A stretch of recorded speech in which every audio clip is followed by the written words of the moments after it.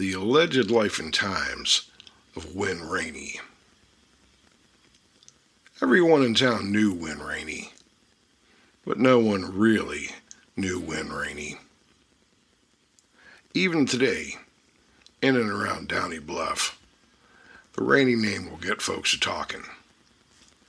As far away as Norwich, people still remember him. Everyone has a story, and more importantly, an opinion.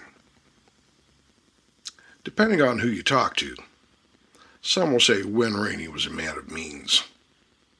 The Wenberg family, who owned and ran the local savings and loan, did a lot of business with him, if stories are to be believed. Oddly enough, there never seemed to be an active account in his name. The same people who told these tales were the same ones who tell you that assets are better than cash.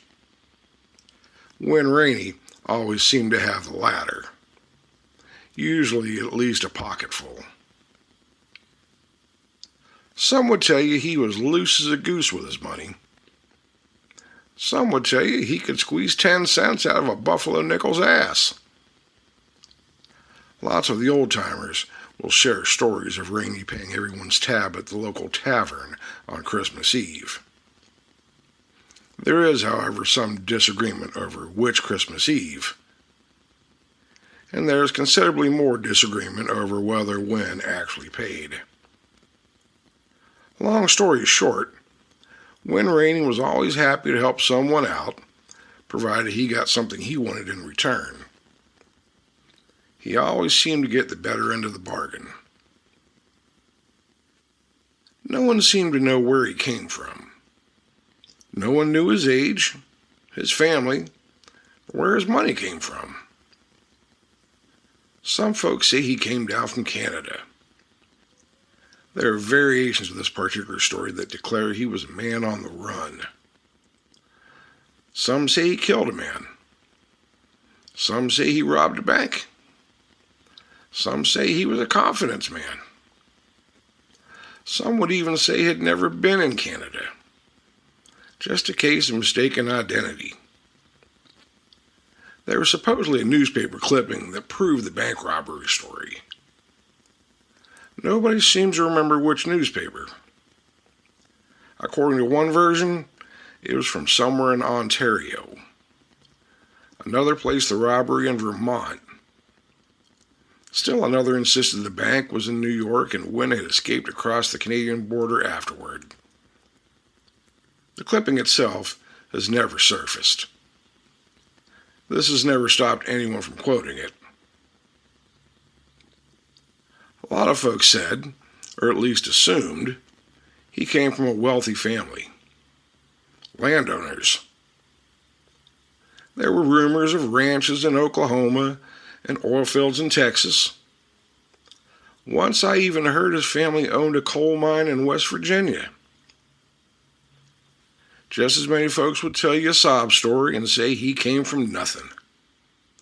He worked hard and made his own way. One old fellow swore Wynn had been orphaned before he could even walk and was raised by an aunt somewhere in Kentucky. He couldn't remember the aunt's name, or the town, or who told him. If we're being honest, nobody knew the truth, and Wynn Rainey wasn't about to tell an honest story to anyone, at least not without getting something in return. Old Miss Beasley always swore Wynn Rainey sold her some elixir that cured her gout. She swore she had never even had the slightest twinge after. At that time, there was always somebody pushing some potion, elixir, salve, or ointment, guaranteed to cure everything from rheumatism to baldness. Some of the older folks would tell anyone who'd listen that's where his money came from. They said he was a snake oil salesman. Others would disagree. According to Ms. Beasley, the bottle didn't even have a label.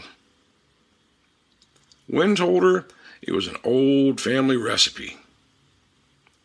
Depending on when she told the story, the recipe either came from his grandmother, a Cherokee medicine man, a doctor in St. Louis, or a Chinese gentleman Wynn met while working on the railroad. Nobody remembers Wynn Rainey ever working on a railroad. Miss Beasley didn't care. Her gout was gone. There were those who pointed out that gout has a habit of coming and going all by itself. Miss Beasley would become angry at the suggestion and informed the doubter that she'd had gout for 37 years and knew considerably more about her own foot than they did. She lived to be 92. For the rest of her life, she kept the empty bottle on a shelf in her kitchen. After she died, nobody knew what became of it. That, naturally, led to more stories. If Wynn Rainey could do anything, he was best at getting folks riled up and arguing. Some thought he was a saint. Some had other less flattering adjectives. Around the time Wynn Rainey's name first started popping up in local mythology, it wasn't unusual for people to move around a lot, especially adventurous and industrious young men looking to make their fortune. This was probably why no one ever knew much about his family.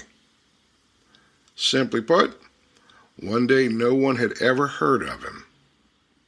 A short time later, everyone knew who he was, and that's how it stayed. Wynn Rainey had found his place in the world, or at least in Downey Bluff. One would think that such a young man would be a most eligible bachelor. Of course, there were rumors. A wife and kid somewhere back east. Some said he was a widower, lost his wife on the journey across the plains. One version had her dying of fever. Another involved a wagon accident. A particularly dramatic version had her drowning during a river crossing while Wynn stood helplessly on the bank. Nobody could ever name the river. As much as other people talked about it, no one could ever confirm Wynn Rainey discussing the subject. That didn't stop anyone from discussing it for him. There were women, of course. There were always women in stories about Wynn Rainey. Mrs. McMurtry swore until the day she died that Wynn had been caught behind the church with the deacon's wife. According to her, this resulted in several members of the sawmill crew running him halfway to Norwich. Mrs. McMurtry was not at the church when this allegedly happened. Neither was the sawmill crew. The deacon denied it. The deacon's wife denied it. Wynn Rainey, so far as anyone remembered, neither confirmed nor denied anything. This was considered proof by nearly everyone. Another woman claimed Wynn proposed marriage to her sister, only to disappear 3 days before the wedding. There was apparently some dispute as to whether a wedding had actually been planned. Her sister never mentioned an engagement and eventually married a hardware salesman from Norwich. Years later, she supposedly admitted Wynn had once kissed her behind a smokehouse. That was enough to keep the story alive. He was as popular with some folks as he was unpopular with others. There were tales of him helping folks settle debts large and small. To some, he could do no wrong. To others, he was lazy, shiftless, and not to be trusted. One old tale tells of Wynn Rainey stealing a guy's good overcoat when a sudden storm popped up. The man's wallet was in the coat, too, along with his weekly earnings. There are several versions of this story. In one, Wynn returned the coat the following morning, but claimed the wallet had never been in it. In another, the coat was found 2 weeks later hanging from a fence post outside Norwich. And still another, Wynn hadn't stolen the coat at all. The owner had lost it in a poker game and invented the theft to avoid telling his wife. This final version was generally considered ridiculous. If Wynn Rainey had ever done a day's work, real work, it wasn't in the vicinity of Downey Bluff. It's been said his hands were as soft as the inside of a baby's arm. Nobody could explain how a man who never worked always had money. This troubled some people. Wynn occasionally disappeared for days or weeks at a time. When he returned, he might have a new suit, a new watch, or considerably more money than when he left. Once, according to local legend, he returned driving a nearly new automobile. Nobody had seen him leave in one. When asked where he'd gotten it, Wynn supposedly said he'd won it. Asked what he'd won it playing, he just smiled and said, "Poor judgment." Nobody ever figured out what that meant. A month later, the automobile was gone. This too generated theories. Some believed he'd sold it. Others said the rightful owner had finally found him. One man claimed to have seen Wynn lose the car in a card game at Cass's hideaway. Cass himself denied that story. Cass also denied that gambling ever took place in his establishment. Nobody believed Cass either. There used to be a photo hanging behind the bar at the old tavern, Cass's Hideaway, out on the old York Road. It was a typical photo of the time, slightly grainy black and white of a group of men smiling and hoisting their beers in mock cheer. This was the only known photo of Wynn Rainey. There was only one problem. People later argued as to which man in the photo was Wynn Rainey. No one ever seemed able to agree. Some said he was the dapper gent near the middle, well-dressed and sporting a thin mustache. Others said Wynn was the bulky man on the far left, who looked like he could wrestle a bear and come out winning. A few insisted he was the short fella seated in front. One woman said none of them were Wynn Rainey. She claimed Wynn had taken the picture. Someone else pointed out that Wynn couldn't possibly have taken it because Wynn was standing second from the right. There was no man standing second from the right.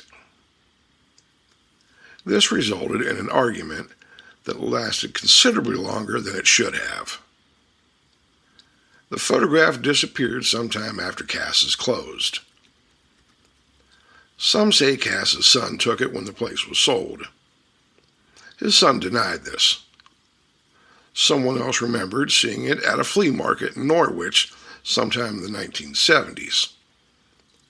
Another claimed it ended up hanging in a bar 3 counties away. A photograph matching its description occasionally turns up.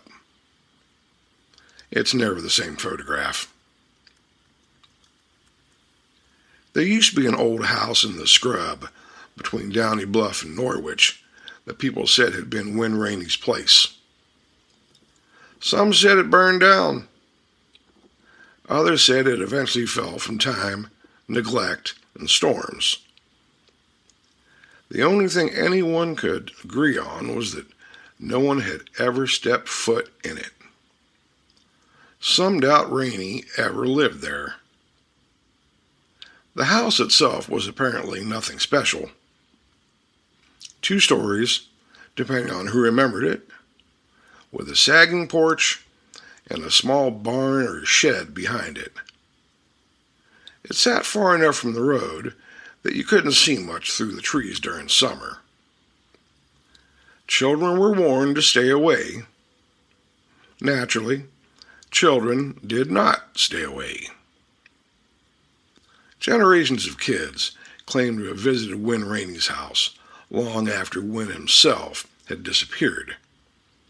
They found bottles, coins, playing cards, a rusted pistol, women's clothing, medical instruments, railroad timetables, a wedding ring, a human tooth. Not all on the same visit, and probably not even in the same house. One boy claimed he found a box containing several $100s buried beneath a loose floorboard. When asked what happened to the money, he said his father took it. His father said the boy was a liar. The boy grew into an old man and continued telling the story. His own children said he was a liar too. There were stories that Wynn kept money hidden in the house. Other stories said he kept money buried somewhere on the property. People searched. Of course they searched. A man who never seemed to work, always had cash, and disappeared without explanation was exactly the sort of man people expected to bury money. No treasure was ever found. At least nobody admitted finding any. The property changed hands several times. None of the owners found evidence that Wynn Rainey had ever lived there. No deed bearing his name has ever surfaced. No tax record has ever been found. There wasn't even a Rainey listed in the old county directories. This meant nothing. Everyone knew it was Wynn Rainey's house. Official records have never stood much chance against a good story. There was also the matter of the horse. Nobody agrees whether Wynn owned a horse. Several people distinctly remember him riding one. Several others distinctly remembered that Wynn hated horses. One story has him buying a magnificent black stallion from a traveling livestock dealer for almost nothing because the animal was considered unmanageable. Wynn supposedly walked up, whispered something into its ear, climbed into the saddle and rode it through town as docile as an old plow horse. It's a wonderful story. Unfortunately, another equally popular story has Wynn being thrown from a mule behind Wenberg's and refusing to go near anything with 4 legs afterward. Both stories were told by people who claimed to have witnessed the events. Wynn also may or may not have owned a dog. The dog may or may not have been named Jack. Jack was either a hound, a shepherd, some kind of terrier, or just didn't exist. There are limits to historical research. The longer Wynn stayed around Downey Bluff, the more stories accumulated. He was said to have stopped a runaway wagon. He was said to have caused a runaway wagon. He supposedly rescued 2 children from a creek after a flood. Another version said there was only 1 child. Another said there were no children and Wynn fell into the creek drunk. he allegedly loaned a farmer enough money to save his land after a bad harvest. The farmer's descendants denied this. The neighbors insist it happened. Wynn once supposedly gave a widow $50 because she couldn't afford to bury her husband. Another account says he loaned her the money at interest. A third says he won the $50 from the dead husband 2 nights before the man died. Depending on the storyteller, Wynn Rainey was generous, greedy, heroic, cowardly, sober, drunken, charming, vulgar, brilliant, stupid, honest, crooked, religious, godless, wealthy, and or perpetually broke, sometimes all in the same afternoon. There are stories about Wynn in the church. Several churches, actually. He was said to attend services regularly, although no two people seem to remember him attending the same church. The Baptists thought he might have been Methodist. The Methodists thought he was probably Presbyterian. The Presbyterians didn't remember him at all. One particularly offended Baptist insisted Wynn was Catholic. There is no evidence Wynn Rainey was Catholic. There is no evidence Wynn Rainey was Baptist either. One preacher supposedly refused to allow him through the door. Another supposedly invited him to sit in the front pew. Wynn, according to both stories, laughed. The reason changed depending on who told it. There were even stories that Wynn could quote scripture better than most preachers, although the same people who said this also claimed he used biblical knowledge primarily to win arguments and irritate respectable people. That part seems plausible. Then there was the time when Rainey died. This happened more than once. The first report came from Norwich. A man answering Wynn's description had been killed in some sort of accident. Depending on the version, he was struck by a train, crushed beneath a wagon, shot during a card game, or kicked in the head by a horse. Downey Bluff mourned, or celebrated. Again, accounts differ. Several days later, Wynn walked into Cass's hideaway and ordered a drink. When told everyone thought he was dead, he supposedly looked around the room and said, "Some of you seem disappointed." That story was repeated for years. Whether it actually happened is another matter. Later came another report that Wynn had died somewhere out west. Then another from back east. One person received word that he had died in Texas. Someone else heard Mexico. A traveling salesman claimed he had seen Wynn alive and well in Kansas City several months after one of these reported deaths. Nobody could confirm any of it. At some point, however, Wynn Rainey really did disappear. There was no announcement, no farewell, no body, no grave. One day he was around, then he wasn't. People assumed he had returned because Wynn had disappeared before. A week passed, then a month, then several months. Someone heard he'd gone to California. Someone else said Canada. A woman from Norwich insisted he'd married a wealthy widow in St. Louis. There was talk of Texas again. There was always talk of Texas. Eventually, the stories about where Wynn Rainey had gone became stories about where Wynn Rainey had been seen. A fellow passing through claimed he spotted Wynn at a train station. Someone's cousin saw him in Chicago. A soldier swore he had met him overseas. A woman claimed she'd received a letter from him, but couldn't produce it because she'd burned it.